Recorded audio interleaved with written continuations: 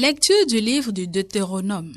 Moïse disait au peuple, « Maintenant, Israël, écoute les décrets et les ordonnances que je vous enseigne pour que vous les mettiez en pratique.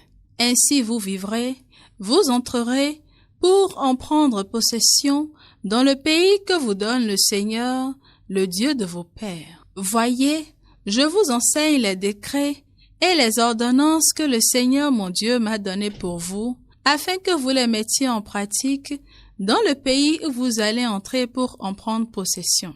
Vous les garderez, vous les mettrez en pratique. Ils seront votre sagesse et votre intelligence aux yeux de tous les peuples.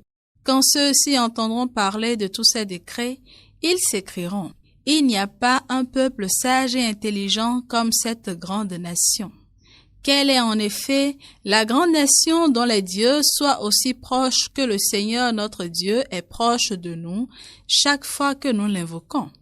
Et quelle est la grande nation dont les décrets et les ordonnances soient aussi justes que toute cette loi que je vous donne aujourd'hui? Mais prends garde à toi. Garde-toi de jamais oublier ce que tes yeux ont vu. Ne le laisse pas sortir de ton cœur un seul jour. Enseigne-le à tes fils et aux fils de tes fils. Glorifie le Seigneur, Jérusalem, célèbre ton Dieu ô Sion. Glorifie le Seigneur, Jérusalem, célèbre ton Dieu ô Sion. Glorifie le Seigneur, Jérusalem, célèbre ton Dieu ô Sion.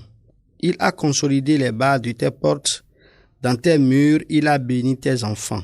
Glorifie le Seigneur, Jérusalem, célèbre ton Dieu ô Sion. Il envoie sa parole sur la terre, rapide son verbe le parcourt.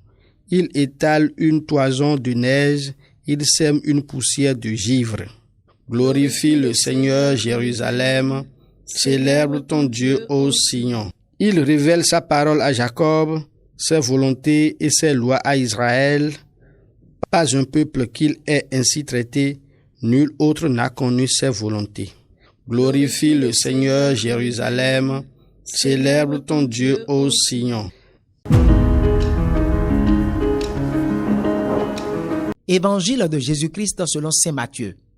En ce temps-là, Jésus disait à ses disciples, « Ne pensez pas que je sois venu abolir la loi ou les prophètes. Je ne suis pas venu abolir, mais accomplir. Amen, je vous le dis, avant que le ciel et la terre disparaissent, pas un seul iota, pas un seul trait ne disparaîtra de la loi jusqu'à ce que tout se réalise. Donc, celui qui rejettera un seul de ces plus petits commandements et qui enseignera aux hommes à faire ainsi sera déclaré le plus petit dans le royaume des cieux. Mais celui qui les observera et les enseignera, celui-là sera déclaré grand dans le royaume des cieux.